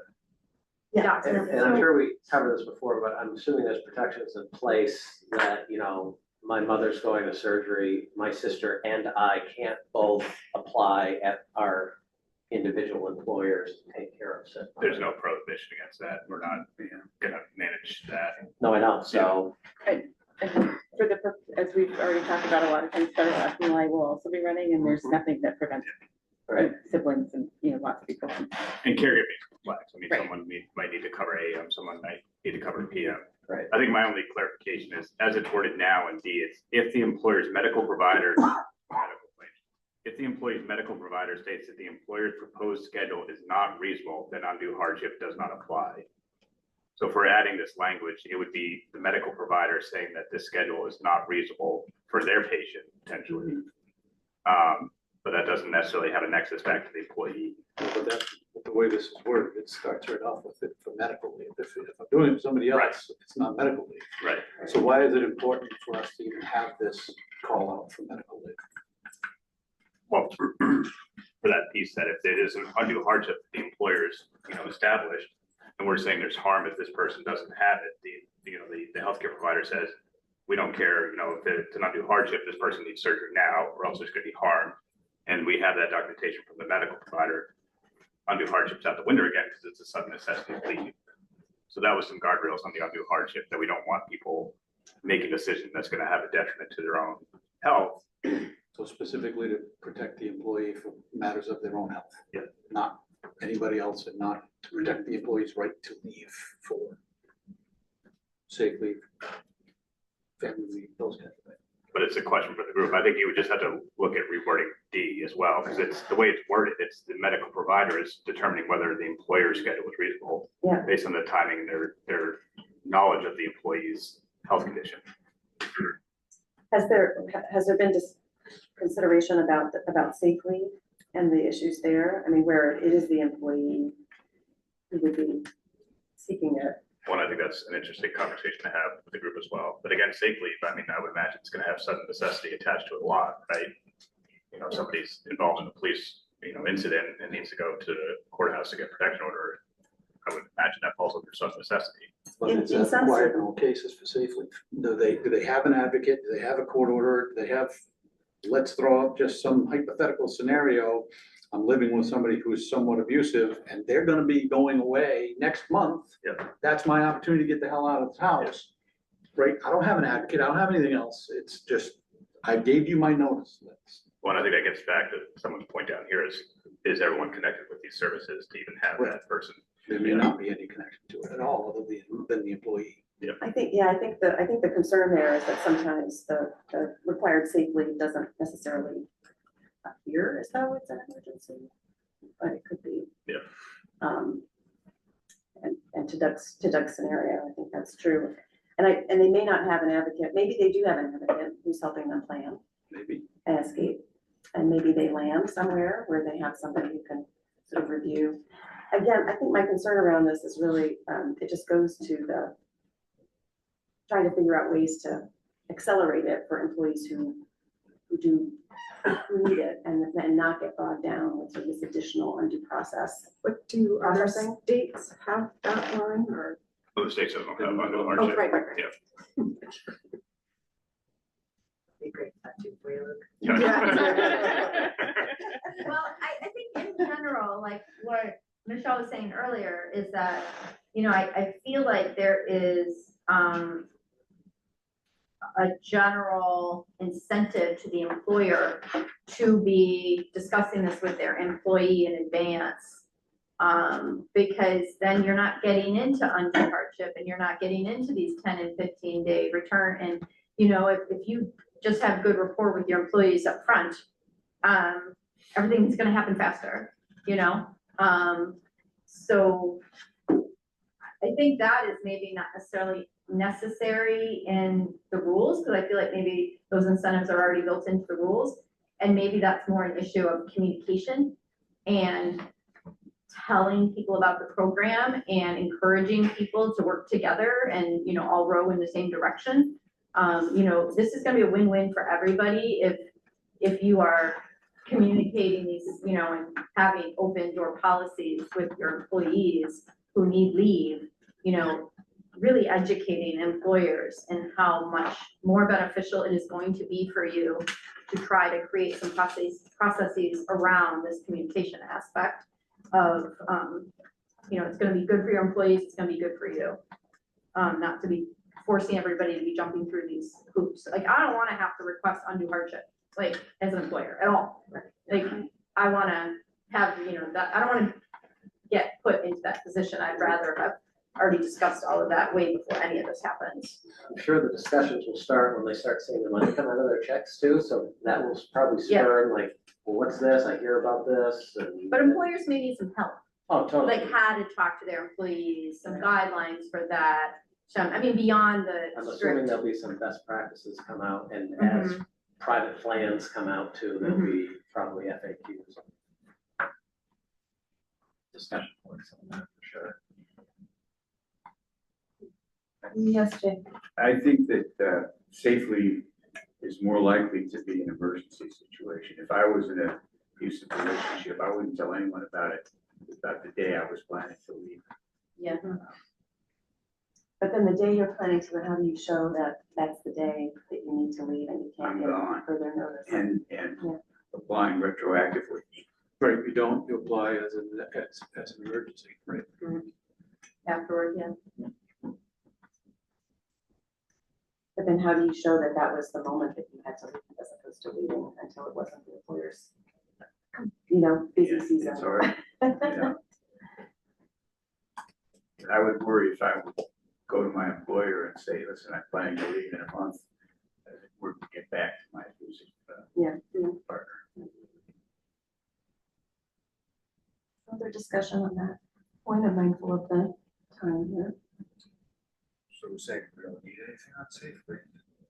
That's a question, full question, yeah.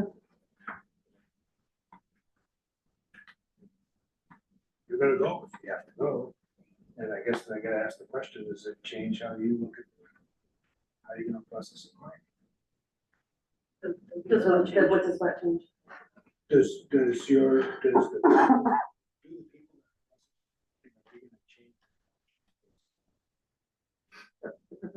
Proposed changes to the rules. Well, if it's an emergency, there, you can't Yeah. claim undue hardship in an Right. emergent situation Right. anyway, right? So, And the claim does go to them, not to the employer, Right. correct?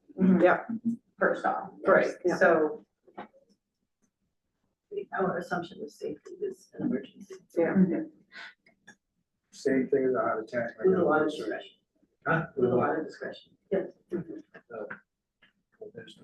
to, given to the work. Oh, Yeah. give it a look. Okay. I think Luke explained the need or the interest in putting this language D in there. I think it makes sense, and I don't think necessarily that there's other logic around the other leaves that we could cover. It's too many unknowns around safe and family leave, but it makes a lot of sense in medical leave that we're gonna protect the employee and not second guess whether the employer, the medical provider said, yeah, it really should be done now. maybe after a year, well, just save your document.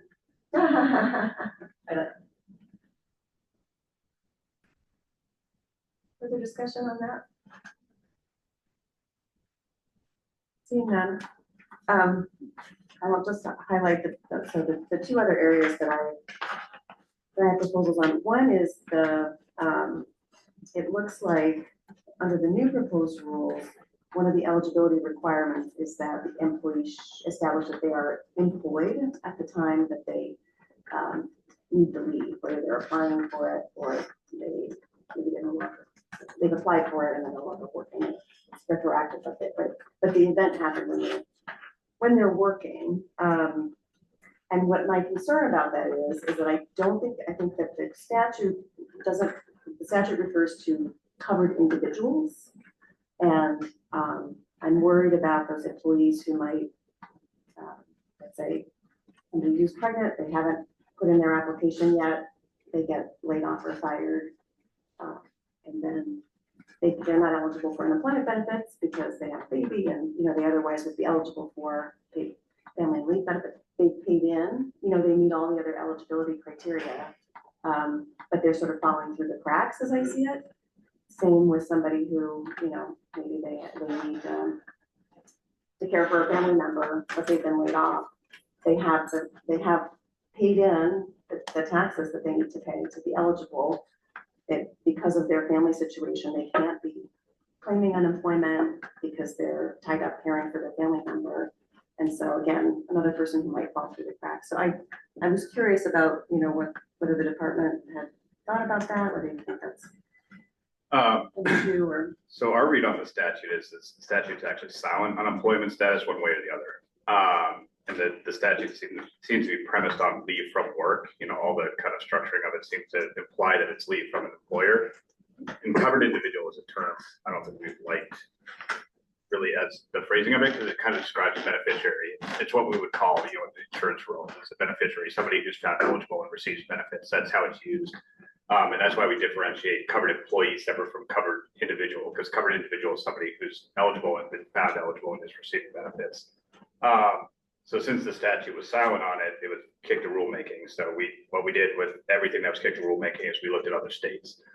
What other states do with their PFML programs? We thought there'd be national consensus that they have to be employed or, they have to be unemployed, and there is no national consensus. Some states you have to be employed to apply for leave, and even if your employment status changes while you're on leave, your benefit will change. So if you start, you're employed and you go out on leave, and 3 weeks in you decide, you know what, I'm not coming back, your benefit also stops. Most states are doing what we do, which is you have to be employed to apply for leave. But if your status changes while you're out on leave, your benefits don't change. So if you go out for 3 weeks, you're taking like a 12-week leave for, let's say, bonding, and 3 weeks in you decide, no, I'm not going to come back. I'll tell my employer now, so they're not holding my job. But you still are entitled to your 12 weeks because that's what you applied for upfront. You got your set benefit going on. There's only 1 or 2 states, I think, that have it all the way the other end, which is you have no nexus to work. As long as you've met the wage threshold, you can draw a benefit. And I think that's Colorado is the only one that has it that far in the other direction. So when there's a range like that, we usually just go straight down the middle, which is what we did. That being said, would love to hear the group's input on that one as well.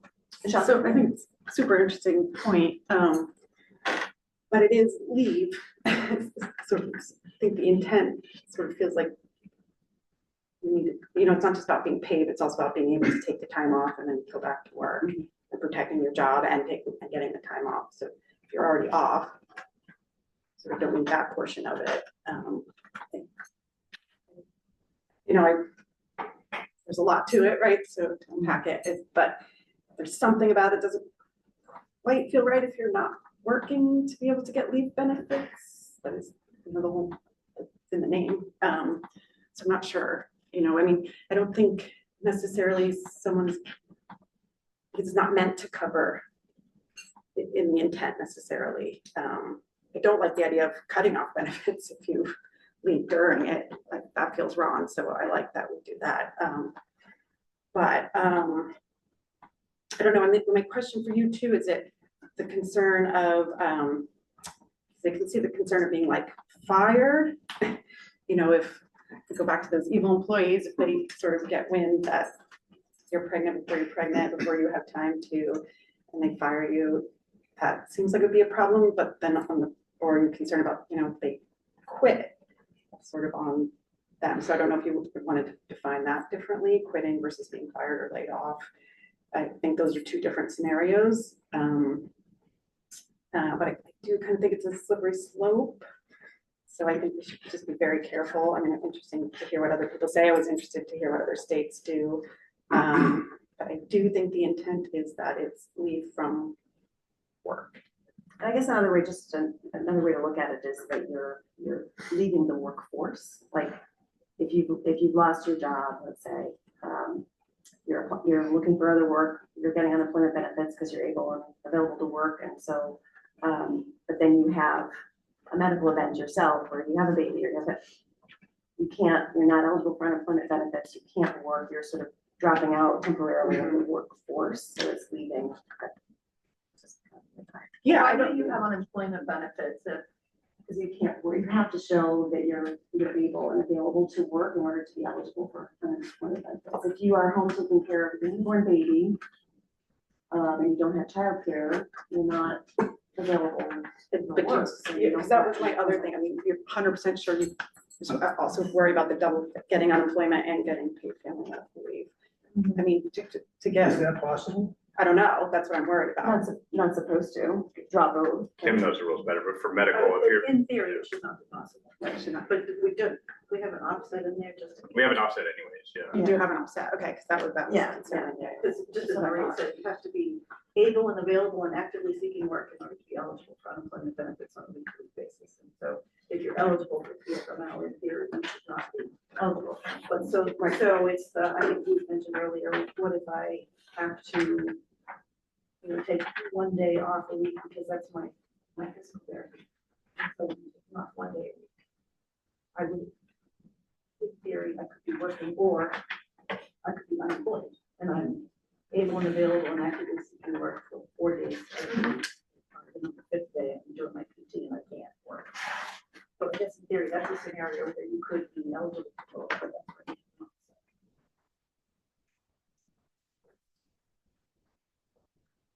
Joan. So I wonder on this one, this seems like a pretty significant policy decision that probably is one for the legislature, whether a avenue is to just identify it as something that has not been spoken to and recommend that the legislature make a policy determination. I'm just not sure whether this authority should be the one making that policy decision. Along that same line, I 100% agree, but it's gonna be a difficult question because Nancy's not here. I would be curious as to her opinion as to whether she believes it's even going to be allowable for rule to limit who is eligible for a benefit. When the statute says, defines a covered employee, defines leave, none of which includes away from work, and defines a weekly benefit amount, which the longer you're out of work, the lower that benefit amount becomes, right? It's 1/52 of your average weekly wage for the prior, right? Eventually, you won't have an average weekly wage, it'll be zero. And I think to that point, if it seems like this rule is changing statute, not defining it more, but actually saying a covered individual is defined here, but now I'm telling you a covered individual has to be employed, which is something different than what the statute says. And whether it makes more sense, or if our recommendation should be that. To remove that. To remove that and seek legislative clarification before benefits kick in. And to clarify, I wasn't talking about removing what the rule said, but rather not agreeing with what the Maria's proposal was. I just wanted to say, I really appreciate the fact that you were looking for who's not captured in this. But also when I read it, and maybe I was looking at it wrong, I was the fact that we're not talking about tracking who's employed, we're talking about who has invested in themselves and whether they're able to recoup that money out when they need it. And so maybe I'm letting it the water, but I appreciate it. Kind of what we're talking about is the person who I'm taking for 2 years, I leave my work, in a month I decide I want to take PMFLA. And what you're saying is, yeah, you should be able to do it. You pay in, and the scenarios that are, most concerned about are the ones where, somebody uses their job and would otherwise be eligible for unemployment benefits, but then can't draw those because of this, this kind of situation. But yes, I think that's exactly right. The idea being you pay in, and you're otherwise eligible for the benefit, why would you need to be employed at the time? Why, as long as you meet the other criteria. Because they leave, Right, and It's that not was what Michelle was just like, leaving work versus how I'm looking at it more broadly is leaving the workforce, because you're not able to work, even though you're not employed, you're not able to look for work, you're not able to accept work that comes your way because of the family and medical. But, going back to Joan and Douglas, I feel like that is monkeying around with the intent possibly, or the statute. Yeah. I think change.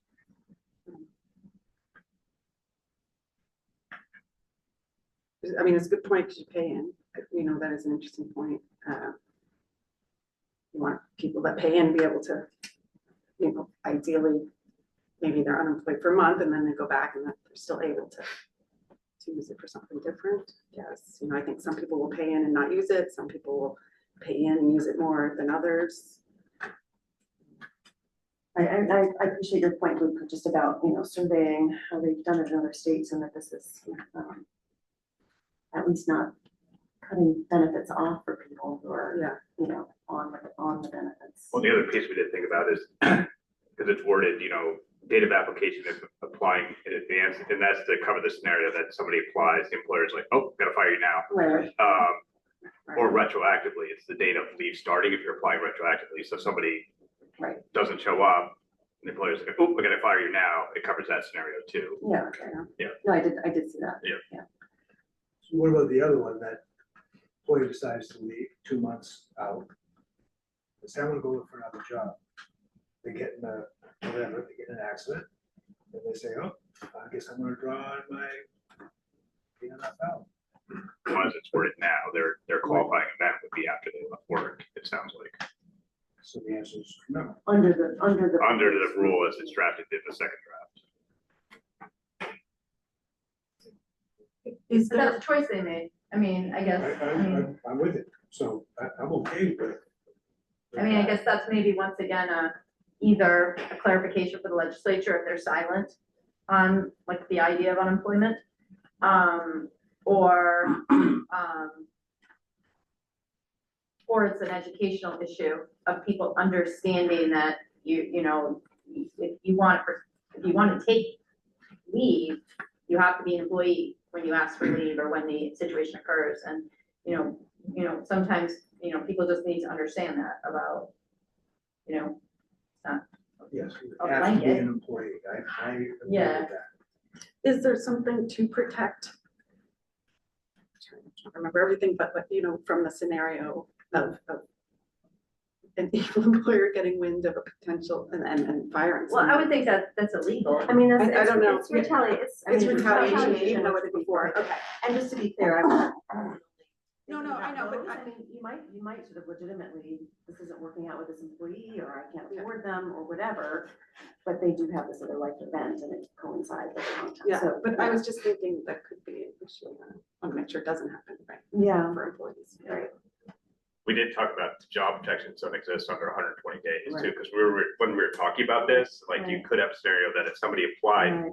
day 30, the employer's like, I'm sorry, I gotta let you go, and that's not retaliation at that point. I mean, I think they could still make a point, but it doesn't give them job protections under this, and that's why we had the forward looking, that if Mhm. they've applied, it's Oh, I see, yeah, right. for that job protection, case, because at that point, and if we had taken away benefits based on employment status, kind of Right. makes a whole 120-day thing meaningless. Somebody could apply at day 30 and they get fired and there's no benefit because they're unemployed at that point. Right. What's the point of 120 days at that point? But if they've applied while they're an employee and then get terminated, is that what you're suggesting? We're saying that if they've applied, Then they're covered. they're covered Yeah. in terms of their eligibility. Yeah. Or if they get sick while they're employed, right? If you're applying And then- retroactively, like then say you you get in a apply. car accident and the next day you apply, because the day one you're in a car accident, but your employer for whatever reason fired you that night. So like, oh no, they're gonna pull a claim. It covers that scenario too. Yes. I'm in agreement with John's recommendation. I think we should take it back. But I would also say the other thing we haven't really considered here that supports that argument is the private plan. If I'm an employer and I have my own self-insured plan or I've purchased a plan, am I now responsible for, paying former employees? Well, those usually, let's say someone quit on the 12th of the month. I know my short-term disability plan, cancels on the 12th, they're no longer an employee, they're not. Right, but what we're creating here is a different animal. Yeah. It's becoming very clear to me, even since first coming in here, having, and I'll look at Chris as well, because I know we have similar experiences with handling leaves for employers. And so it's a very different animal. We've lost the control that the employer needs to have on reasonableness of leave, all these other things. I'm not saying there's anything wrong with it, I'm just saying it's a different animal, and we gotta think of it differently. Because even when we're having these conversations about who gets to decide whether someone gets to take a leave or not, it's sort of shifted much more to the employee now. Which again, not arguing about it, I'm just saying let's acknowledge it and figure out, because when I think about this, when I'm looking at maybe getting a private plan, again, it's a different animal. It's no longer going back to like Unum or someone going, give me something that wraps around my short-term disability policy with all the same bells and whistles you used to have that gave the control over medical necessity and all these other things and returning people back to work within, earlier rather than later if they could. That's all kind of gone out the window because this is now all first pay, right? I think you clarified that everything is first pay. And so it's just sort of a giving here, and I've accepted that and trying to figure out how to work around it. But if we're looking at private employers, I think employers are going to be very surprised going forward as they're working with insurance companies of the cost of some of this and losing, again, the medical necessity angle.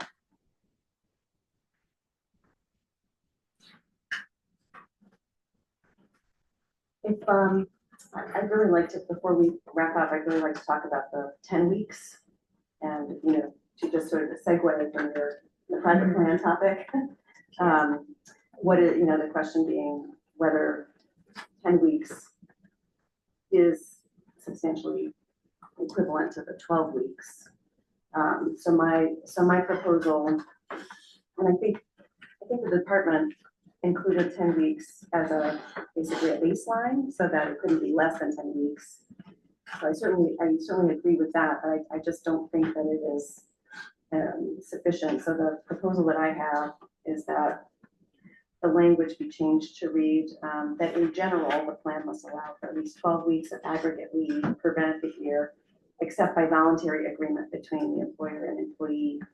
And that, the rationale behind that is basically, you know, I think if the employer and employee voluntarily agreed that they wanted to take less time and maybe have more benefit, more money for that time off, that certainly could be an agreeable goal. But I think for a lot of people looking to take this leave, stretching out the amount of time that they need is really invaluable. And so cutting that off by 2 weeks does seem to be a lot, I think. And I think there's a lot of literature around, you know, maternal care and things like that that would support more than 12 weeks. We have 12 weeks. We shouldn't sort of set the bar lower than 12 weeks. In my view, I think that the department makes a good point about the language of the statute refers to substantially equivalent language in some areas and not in others. And it does have that specifically relating to the amount of weeks for the leave. But I also think the department has the discretion to look at applications overall. You know, like overall, does this application for a substitution of a private plan, is it substantially equivalent to what the public option would be? And again, I just don't think that the bar should be set below 12 weeks. That being said, there could be some scenarios where, you know, there might be other things that greatly offset it, but I don't think it should only be money. I would move that we recommend this language just so we can get to the discussion part as well. Is there a second? Done. Second. Further discussion?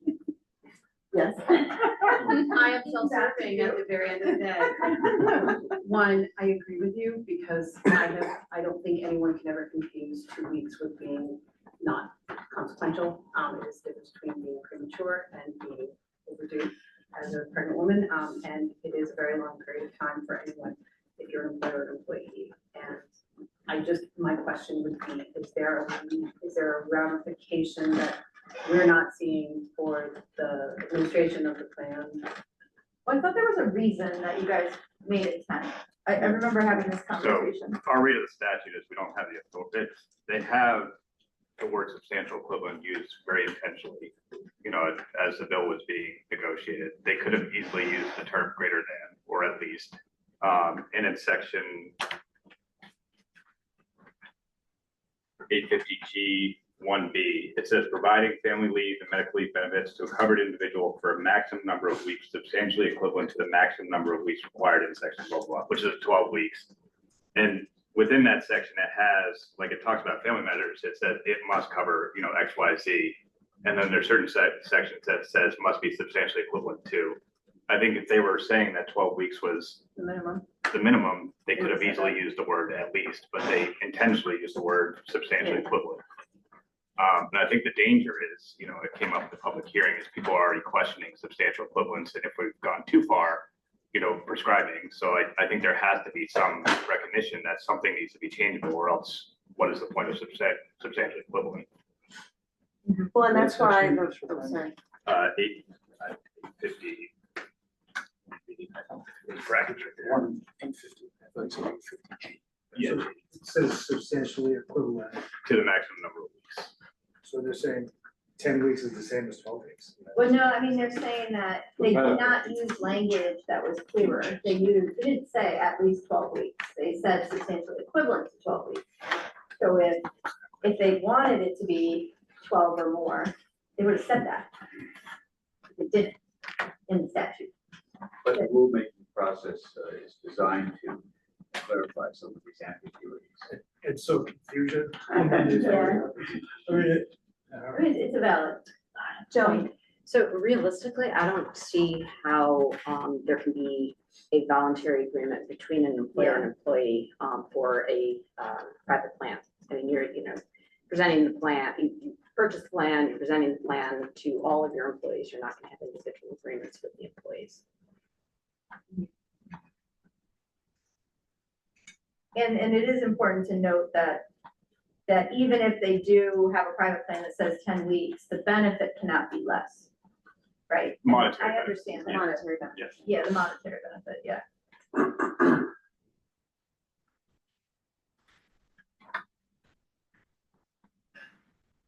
I mean, couldn't a private plan have an either or?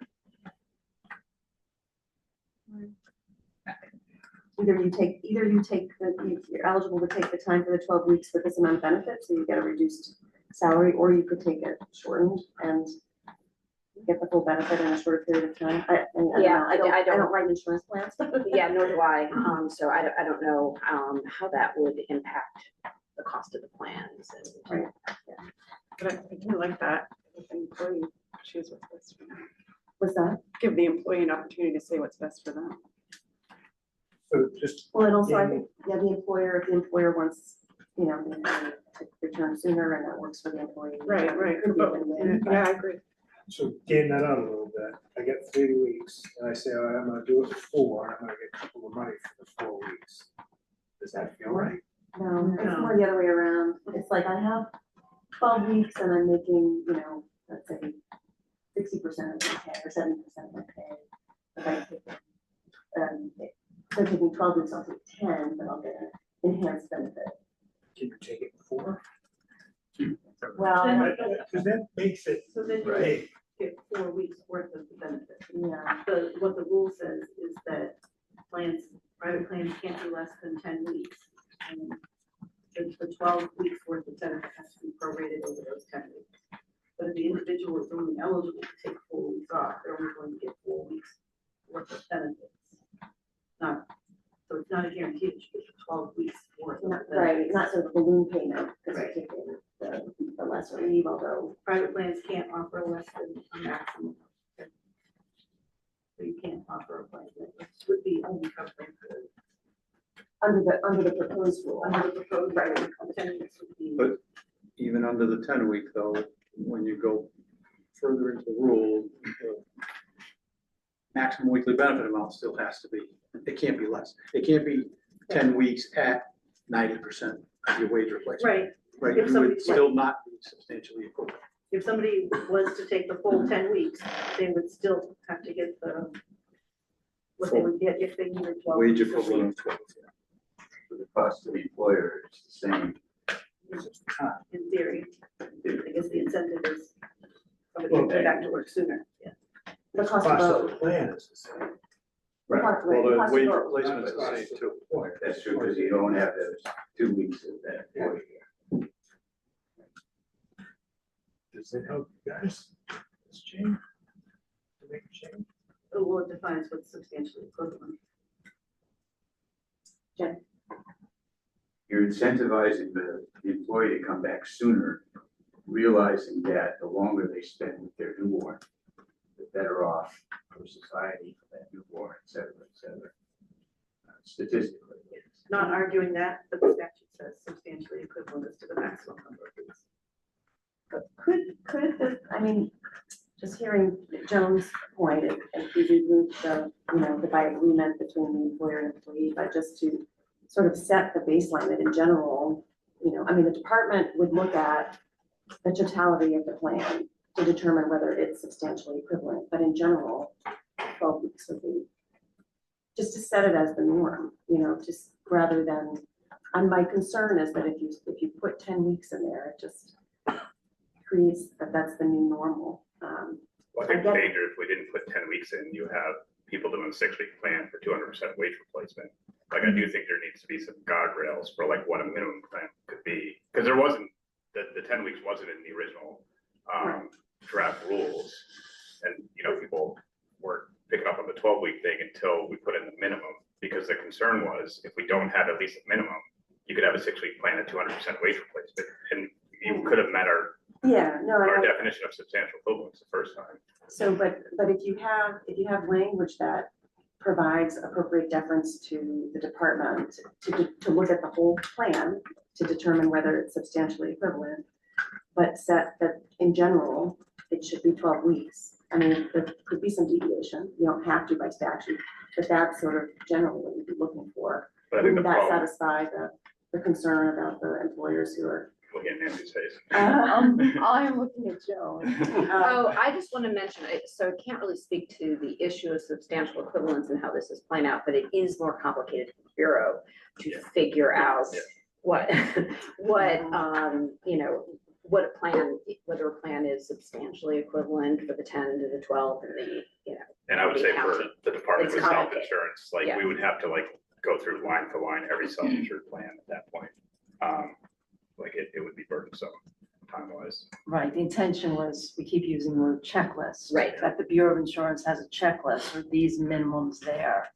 But then, I mean, it's 12 weeks and it's got the other checklists that gets processed. And if it's not, if it's less than, then there needs to be some additional scrutiny. Maybe that takes more time. But again, I just worry about setting the bar lower than 12 weeks. Doug?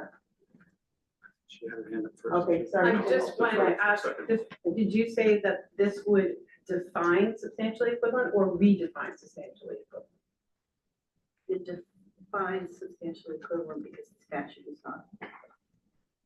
It gives us the authority to introduce rules on that. Sorry, I just. Yeah, that's okay. Thank you. Doug?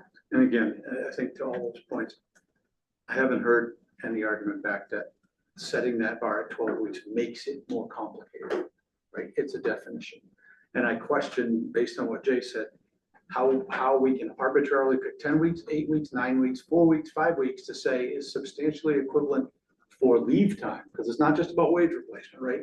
And in the case of family bonding, adoption leave, that kind of thing, there's some recognition that 12 weeks, right? We're shooting for a 12-week milestone, and I'm saying now I'm going to cut that back. And if you're adopting someone on a substantially equivalent private plan, you only get 10 weeks off. So 10 weeks is not arbitrary. 10 weeks is in Unpaid. the other Right. unpaid state Yeah. law. So But is not in recognition of the potential for why 12 weeks was established for this plan, given the breadth of what you can take leave for. because of this statutory language that says substantially equivalent. It doesn't say must be at least, and there's other, for example, the statute says it must allow family leave and medical leave taken for all purposes specified, not substantially equivalent, all purposes. So that's a hard line. And then for the maximum number of weeks, it says substantially equivalent. It says it doesn't say that it must be the number of weeks. So substantially equivalent doesn't seem to mean the same thing as must be equal to. Sure, I agree, but to the point that Jay was making, I have a hard time making the argument or buying the argument that reducing the amount of available leave for certain categories of leave is substantially meets what may have been the intent for the program, not just wage replacement, but the amount of time to spend. Did you get a in that lot of specific service. public comment on that concept of 10 or 12? There was a lot of question of should there be a minimum set, and people were saying 12, but we're limited by the statute, and I think the intent, and I think the danger is if everything is the same, what is substantial equivalence? And I think Yeah. there's some concern that, Well, it could be higher. You but could, that would be greater than or equal to. I mean, Well- every other PFML statute has used the standard of greater than or equal to, and during the negotiations, that was not the term set, and I think greater than or equal to was in some of the initial negotiations, but substantial equivalence was put in with the understanding that it needs to be similar to, but not exactly the same. And so it's on rulemaking to define that. And I think, we heard it in the public hearing, there's already questions about, is there enough that's changeable? And I think if you don't set some minimums, there's a danger of losing more, is I think the bigger concern. I think I'd like to offer a friendly amendment to my original motion that would move the language forward minus the voluntary agreement between employer and employee. And also add to that I understand the challenges with regards to rulemaking and why that was made, but I'm not comfortable as an authority member or representative of employers or employees to say that less is better than nothing, or because a lack of understanding or a choice of words was not chosen originally. I think what's best for the people of the state may be possibly problematic for people who have to deal with the language and rulemaking. Wait, is there a second? Only to the motion, not my comments. Alright, I'll Well, second the yeah, motion. but let's repeat the motion, please. The motion would be as a friendly amendment to the original motion, which would have encompassed all of Maria's language, excluding, it would bring the substantially equivalent 12-week language, but it would remove the portion that talks specifically about a volunteer agreement. I'm sorry. So it would say, it would basically propose changing the language that has the 10 weeks. Yeah. To say, in general, comma, the plan must allow for at least 12 weeks of aggregate leave per benefit year. Period. Oh, then eliminate the voluntary. The last clause. Right. So I'll second that, and then further discussion, you know, review from the. Whoever seconded the original would have to second my friendly amendment. I would second it. I seconded it, sorry.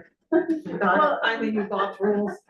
I would just argue for this concept of rulemaking is meant, I mean, and I'm not a member of government, but feels to me that rulemaking is meant to clarify the legislature's intent when they wrote this law.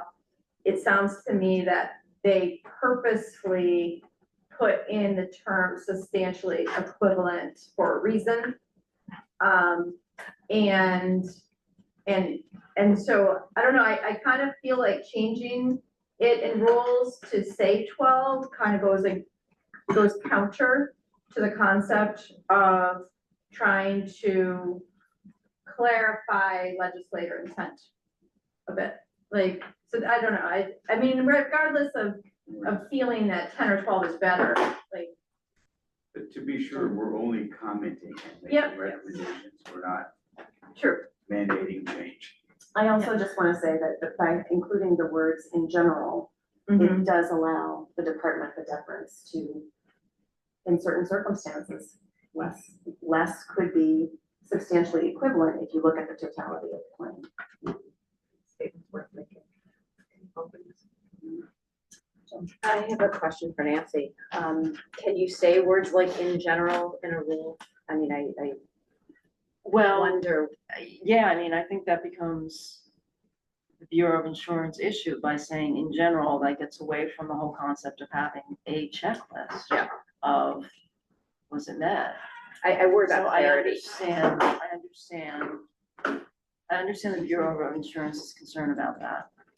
I do wonder whether this is something that's a policy, you know, similar to the other question, I think is a pretty significant policy question that we need to identify the committee of jurisdiction. Further discussion? All right, we take a vote. Certainly. So the motion is whether to move forward a public comment proposing to change the language to say, in general, the plan must allow for at least 12 weeks of aggregate leave per benefit year. Okay, Authority Member Barber.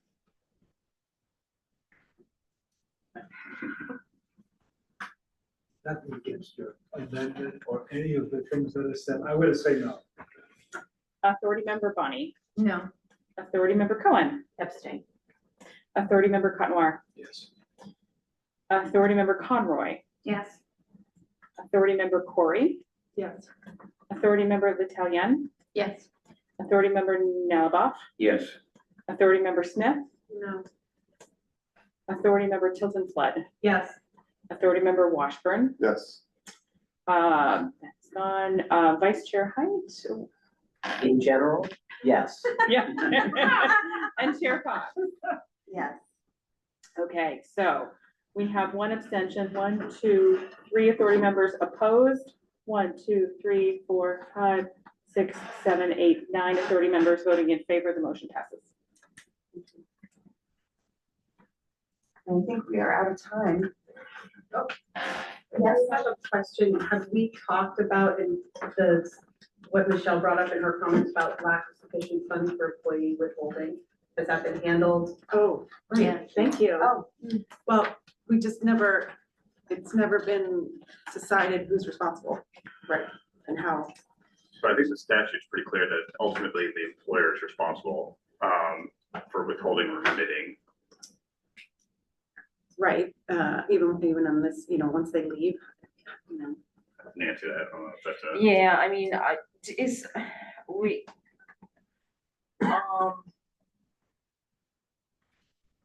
yeah, I mean, we'll have to figure that out in those, I mean, I think it's gonna be very rare. maybe, but Yeah. nonetheless, if the employer is responsible, that's.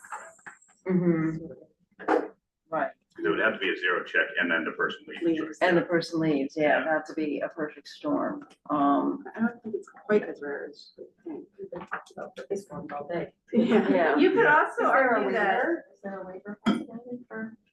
you could argue that might encourage employers to, move tips into their Yeah, you payroll. could, but that's not what we're here to do, I don't think. Yeah.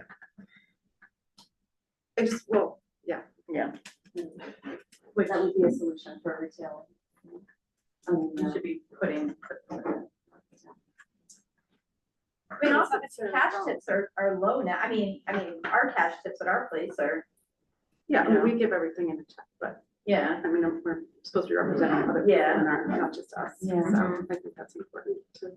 And I don't want employees having, I mean, there's a huge vast that still do cash tips, that not necessarily, we're thinking Southern Maine, we're thinking, I think we're forgetting about that. And I don't think it's fair that the employer is solely responsible for tracking that down, or, I don't know, I just think it needs to be thought about. Is that something that can be done by rule? Is that a consideration or? I think, I think it's something we need to talk about, I don't think I have an answer for you today sitting here. That's great, and that's all, Yeah. that's all I expect. Thank you. Thank you, Jen. Is there a motion to adjourn? So Second, all in favor? Any opposed? I know. Okay. Thank you. Thank you. Opposed?